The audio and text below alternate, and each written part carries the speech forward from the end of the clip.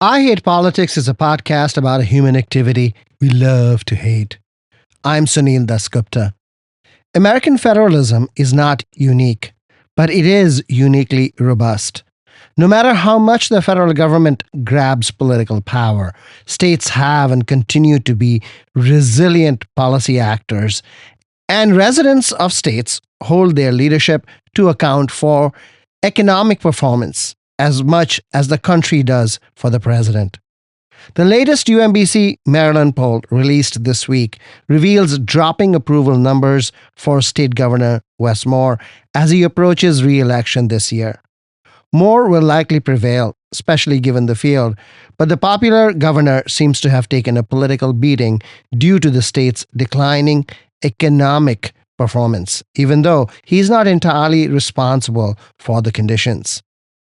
Like many other politicians, Governor Moore has since the beginning of his first term held up the possibility of economic growth even in the face of evidence that the state was headed in the other direction, with loss of population, a housing problem, and low female labor participation ratio. Moore chose to focus on housing, clean energy, biotech, and quantum computing. The last two have been his great hopes, and he calls them lighthouse industries. Not even New York has been able to replicate the success of Silicon Valley. So, how and why innovation works, especially at the state level, is something of an unknown research territory. There are a ton of books and articles on the subject, but not one iota of consensus. Governor Moore's support for quantum computing is somewhat unique. The field is still dominated by government financing, especially through the Defense Advanced Research Projects Agency, DARPA, funding. Quantum is not the venture capital bubble AI is in right now, and crypto was in a few years ago. He may be onto something, but we won't know for another 10 years, by which time he'd have moved up or on. With all this swirling in my head, I came upon a new book, States of Innovation, Driving the American Economy in the 21st Century, by political economist from Cambridge University, yes, the one in the UK, who wrote about how four states, Maine, Michigan, California, and Texas, incubated tech innovation economies. I asked the author, James D.G. Wood, to join me to lay out some of the lessons from his study. Stay with us.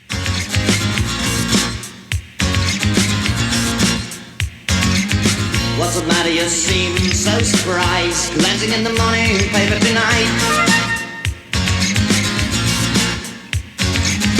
Seems that the French can capitalize, not the execution of the spy. Green general didn't die. Watch his family cry.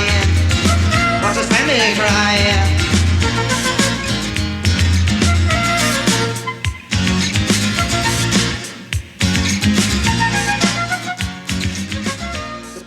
I Hate Politics is a podcast about our neighborhoods, workplaces, schools and streets, and our local governments as they function in diverse and democratic societies. This means our politics are messy, dirty, sometimes corrupt, with often self-serving politicians. But no matter how much we may hate politics, we are never exempt from it, even when we refuse to participate. In fact, the purpose of politics is to keep society functioning precisely when we don't agree with each other, like now. Music for this episode comes from Silver Spring rock musician J.D. Brayton, who goes by the stage name Mr. Tree Frog. The two songs we play in this episode are Halo and Troubled Sleep. You can find his music on Bandcamp.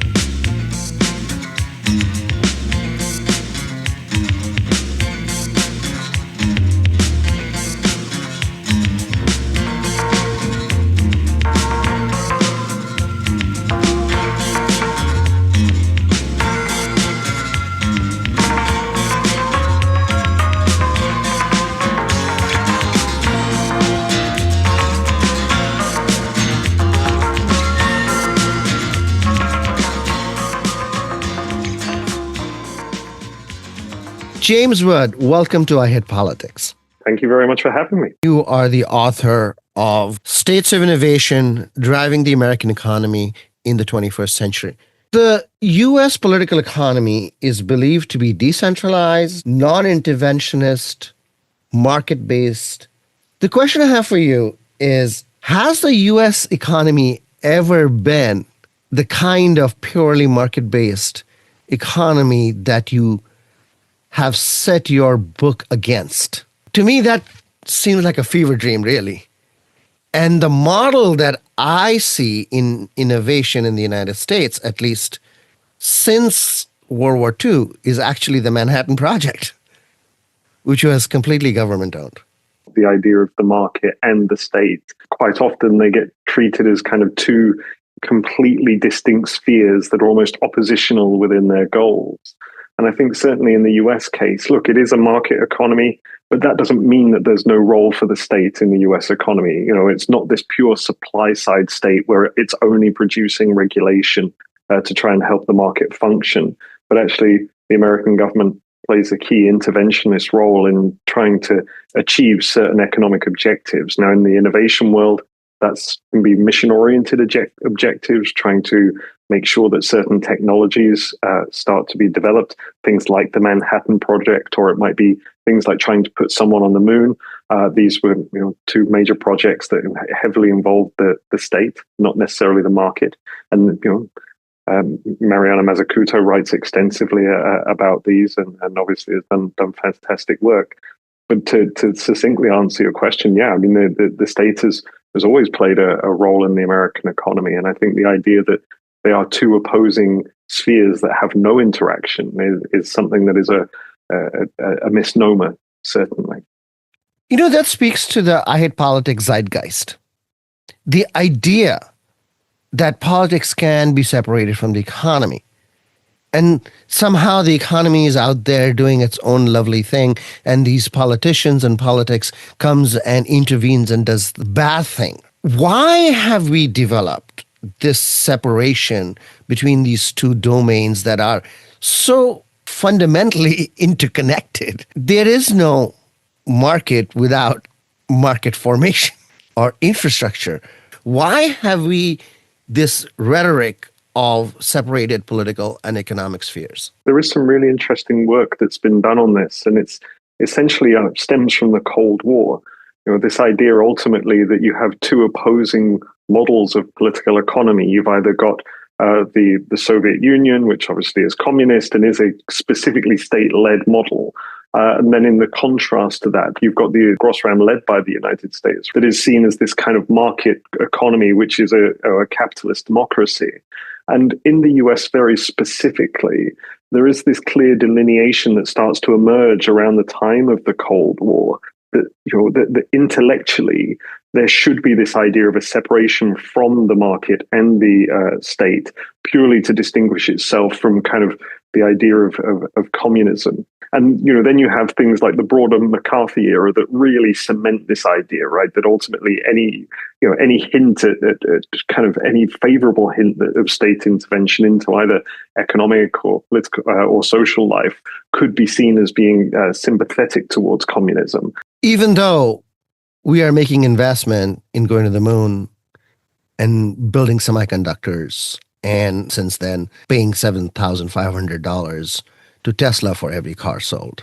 Of Tesla and tax subsidies, that does highlight very clearly that the American government does have an interest in trying to support specific industries. It's got a very clear idea when it's offering those subsidies that it wants to support a clean energy transition. Collectively, the American taxpayer is supporting people to buy Teslas, which, rightly or wrongly, that's an objective. That's been around for a long time. And I think that federal and state governments have been trying to use tax subsidies as a way of encouraging certain businesses to emerge. And this isn't something that's isolated just to the US. That's been in place for quite some time. Certainly at the state level, you can see it as kind of like an old form of smokestack chasing, right? Like state governments trying to attract businesses to set up plants or headquarters in their areas so that this can drive employment and drive economic growth, better wages for the electorate, and so on. So I think these kind of subsidies that's not particularly new, and I think that's something that certainly is common throughout the kind of Keynesian era and the kind of rise of neoliberalism from the 1980s. But the kind of broader switch to trying to use state and federal governments to target specific industries and develop those industries as a way of driving innovation, that really starts to pick up from the state governments. That's from the 1980s onwards, because the federal government starts to take a bit of a step back. American federalism has always allowed decentralized economic approaches. States are famously seen as the laboratories of democracy. How do you distinguish between the federal and state role, either in terms of direct interventions or in terms of regulatory mechanisms? It does depend on the specific resource endowment of each state. So, for example, if you look at somewhere like Maine, that is very traditionally a natural resource-based economy, very much focused around fishing or forestry and things like that. The state government has had very specific strategic development plans put in place since the 1990s, trying to drive R&D spending into universities. But R&D spending isn't always that effective, right? It's a great measure of input into innovation, but it doesn't really, we can't really measure the outputs of innovation from R&D spending. So what ends up happening is that there's a kind of shift in support to try and figure out how else you can support innovative sectors. Maine has taken a really interesting, quite unique way of doing it. I mean, they start building out things like incubators, accelerator programs. They start kind of having very small, like state-run, essentially like venture capital firm that only provides small initial parts of funding. But what happens here is that this ends up being a little bit like the lowest part of a funding cake, right? If you can get a small amount from one funder, this means that other funders can see that an innovation is getting some funding, which encourages further private investment. And so you can see that there are these really important catalytic initial investments that the Maine government is making. I think maybe 35 or 40 states out of 50 have done exactly the same thing that Maine has done, but not been successful. That depends on your ability to connect other capital sources. A lot of it runs through networks. And so trying to establish those kind of formal capital linking networks is something that I think a lot of actually every single state government that I looked at in the book, all four of them, they all do this. VC funding networks in the US are very deep. I mean, there's a very deep pools of capital that nowhere else on earth has. I mean, a lot of states have got local access to these pools of VC capital. It's not concentrated in LA or New York, right? You can actually bear this out throughout each state.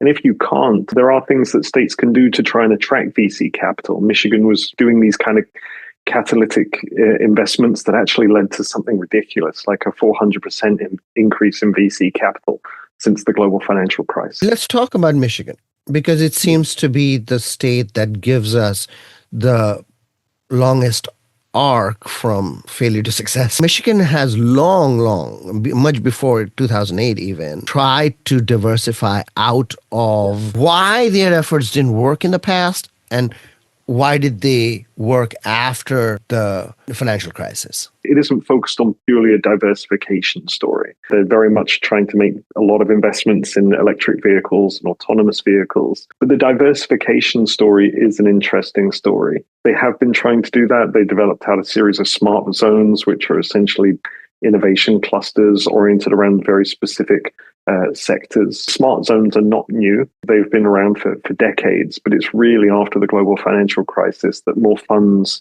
start getting channeled into this. One of the things the Michigan state government did that I thought was really interesting is that they essentially developed a supply chain website. So if you're a startup firm in Michigan, you can actually contact somebody. You can get access to this website. This will tell you who your customers might be. This will tell you who your suppliers might be in Michigan.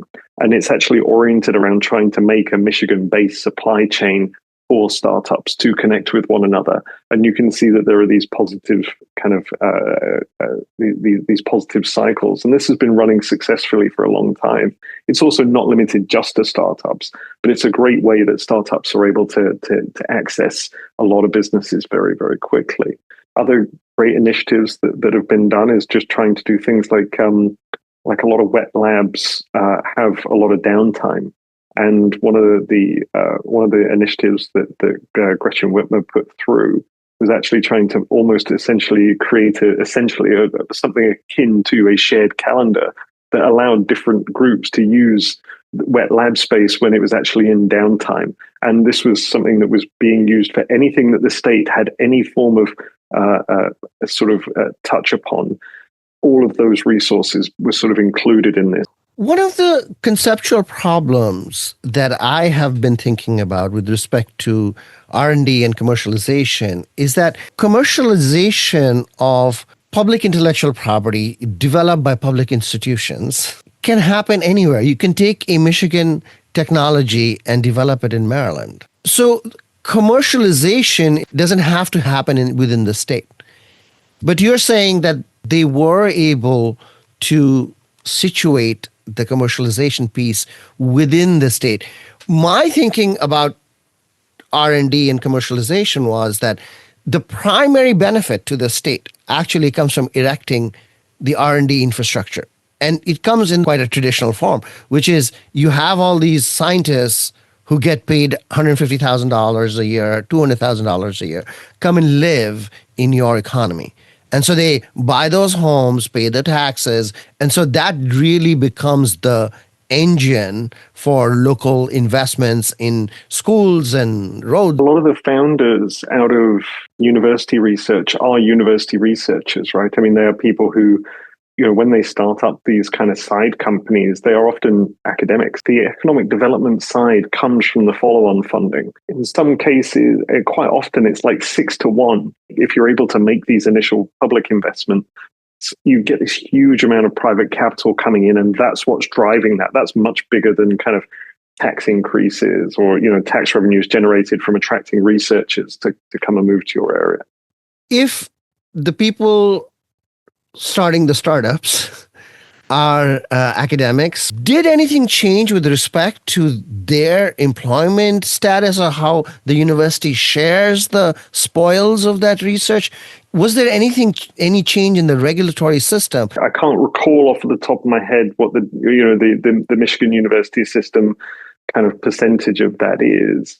But here at Cambridge, for example, it's something like 95% of the IP will go back to the academic, whereas at other universities it might be as low as 50%.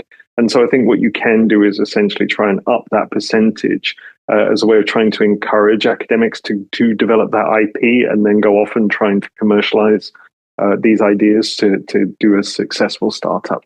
But in your book, there is no understanding that was in fact a critical part of what they did. I don't think so. Because I think a lot of the time, what academics are just kind of curious in nature, right? A lot of them are just kind of like, what happens if I pull on this string? What am I going to figure out? And I think natural scientists or engineers or those guys are really smart, and a lot of the time they're just trying to figure something out, and they don't necessarily think is there a commercialization aspect to it. You get academics who might think, okay, I've invented something. I don't know if this is useful. Like, has it actually got some sort of commercial viability? Academics don't know that. I mean, when you meet an entrepreneur who's actually like, that I can sell that, right? I can turn that into something. Michigan did this very well, is that you're able to essentially always be able to connect an academic with an entrepreneur. All of these universities do that to different extents, but that's quite common now. In California, how did they go about choosing where to invest? Part of it was trying to make sure that entrepreneurs who weren't able to easily access capital were able to get that capital. So particularly women, people from minority backgrounds, but also vets. But they set up a series of things like the iHubs program. They were essentially competitions to try and see, can we find a consortium that was promoting a specific technology that the state was willing to fund. And it sets up a dozen of these in the first round, and I think maybe 18 in the second round. They tend to involve local communities, private industry, a university. When these sectors come together and this kind of coalition come together, they explain how they're going to support a specific industry. And you get this innovation hub that is built. And there were loads of them dotted around the state across various different sectors. So it doesn't matter if they impose social goals on business ones. People have said that that doesn't work, that you are removing efficiencies, but it seems like it did. I think it depends on what your goal is, right? I mean, is your goal economic development, or is your goal to kind of have a single spin out company that turns into kind of like a 10x multiplier?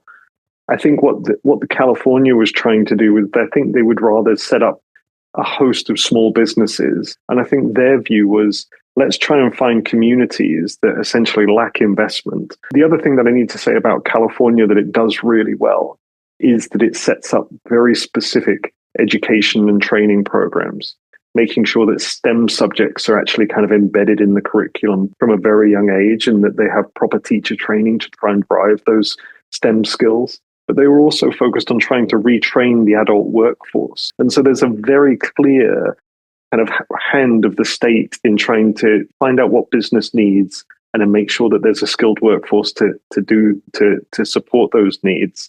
And that's something that's a very German or Japanese way of actually of supporting the labor market. This is not just California. Texas does this exact same thing. What Texas also does is that they do it at the high school level. So they will essentially ask employers, what will your future workforce needs be? And how can we shape high school education in order to create a pipeline of the workforce for the future? Let's talk about Texas, which is the most extraordinary case. They obviously used energy to drive their growth, but there are some very peculiar things about Texas and its energy policy. First, it is its own regional grid. Yeah. One of the biggest constraints on states like Maryland, for instance, or New Jersey or Pennsylvania or Michigan even, is that they are part of a interstate regional grid that is governed by the Federal Energy Regulatory Commission rather than internally by the state government. Texas's kind of shift towards renewable sectors is also in part largely driven out of supply side regulations that start to come on. But I mean, the Texas government does mandate that energy companies need to start producing, say, like 10,000 megawatts of renewable energy by a specific date. I think it was actually 2025. You write that Texas put in almost $7 billion worth of transmission lines in order to encourage investors to build wind energy and solar energy facilities. And then you say that that money didn't come from the taxpayers. So who provided the money? Texas state legislature were able to use an existing law to enable energy firms to put on a 3% essentially like stamp levy onto all these energy onto ratepayers. With 3%, it's not a huge amount. That's what funded all of that. So the taxpayer, it didn't cost them a dime. But the taxpayer is the ratepayer. Well, yeah, but they didn't do it via the state. Fundamentally, if the state legislature passed a law that allows you to levy a 3% surcharge on your bill, so I guess the question I'm trying to figure out is, we could pay that money in tax, or we could pay the money in rate. The taxpayer is the ratepayer, is the same person. Politically, rate paying is better than tax paying? State like Texas, probably. I mean, it's a red state. It's a deeply red state.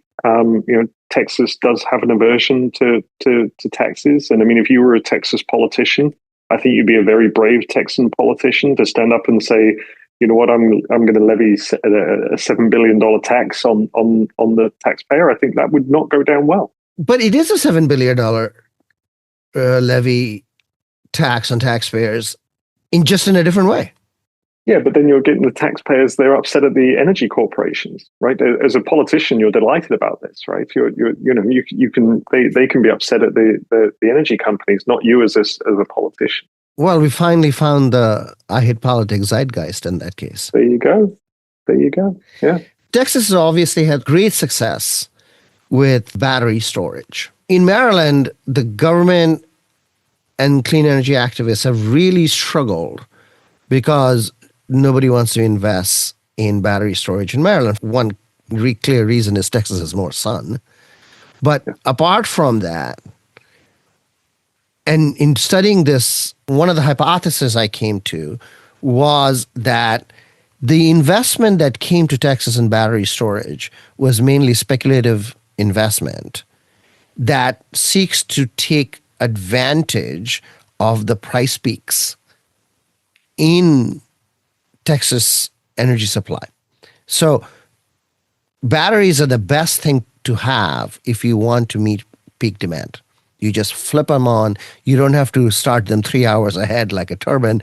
Because they allowed peak power to be sold at really high rates, battery storage investment came in to exploit that economic potential.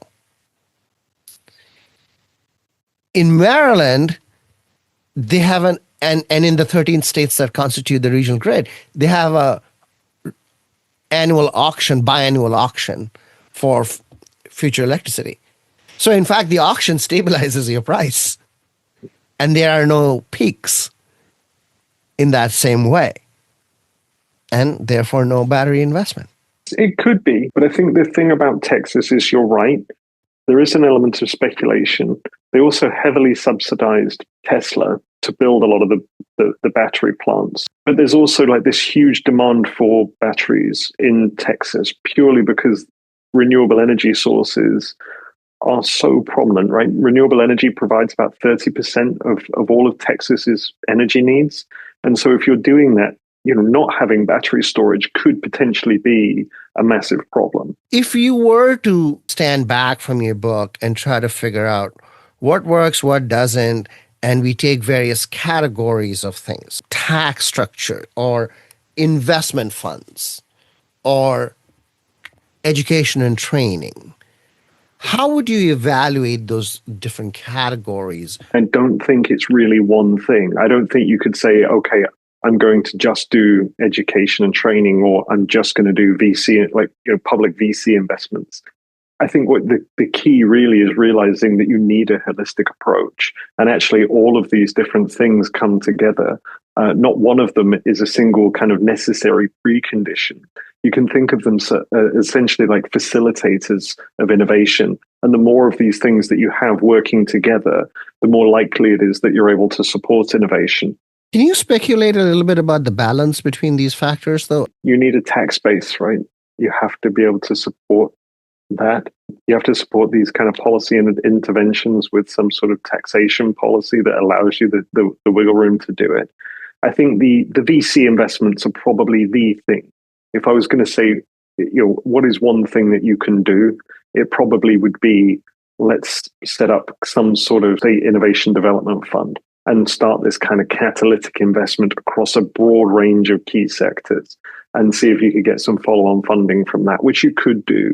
But the thing is that only doing that would be useless if you don't have the kind of skills, a skilled workforce in your economy to be able to kind of produce those key innovative firms. And so that's why I'm kind of saying it's really difficult to separate those things out. And I think the strength of the American economy is actually a lot of these state governments and the federal government have got a lot of these kind of very key programs in driving workforce development, setting up kind of key investment mechanisms, setting up regulatory environments that actually support innovation, setting up, things like even welfare programs, right? Like Maine set up programs to try and attract skilled workers in the aftermath of the pandemic. They were subsidizing housing building costs to try and get people to move to Maine, particularly remote workers. They were trying to subsidize childcare costs to attract some of those remote workers. So there are these kind of things that you can do as well that are much more kind of like welfare oriented. But I think the key thing really is kind of having state-led investment is a kind of catalytic investment, but only a catalytic investment, not picking winners, but kind of spreading it out across various different firms. And you really need a skilled workforce, and you need to work with employers to figure out what skills are we going to embed in the workforce. James Wood, thank you for explaining your book. I hope it sells a lot. And thank you very much for having me.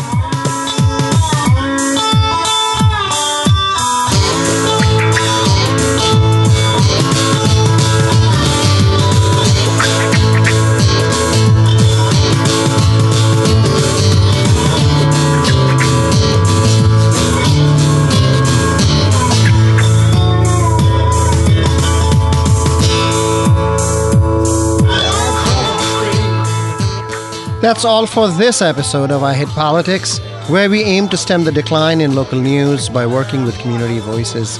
Don't forget to tune in to our Tuesday morning news analysis. I Hate Politics is produced by me, Sunil Dasgupta. Music for this episode comes from Silver Spring rock musician J.D. Brayton, who goes by the stage name Mr. Tree Frog. The two songs we play in this episode are Halo and Troubled Sleep. You can find his music on Bandcamp. If you want to share your music on the show or know someone else who might want to, please email producer@ihppod.org. I hope you'll subscribe and share the podcast as we bring you stories about politics close to you and to your home. See you next time.